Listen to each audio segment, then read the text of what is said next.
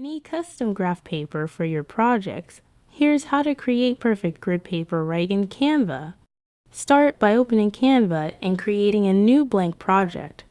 Navigate to the Elements tab and search for line in the search bar. Go to Shapes and click See All to access all line options. Add a straight line to your page and position it where you want your first grid line. Duplicate this line and place copies to create evenly spaced horizontal lines.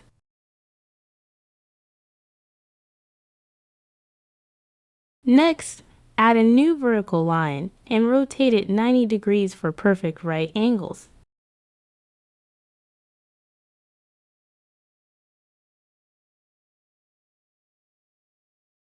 Repeat the duplication process to complete your vertical grid lines.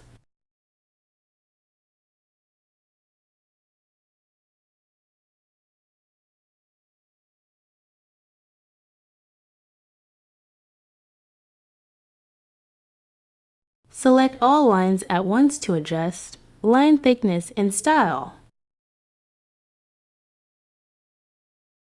Transparency levels, custom colors, and there you have it.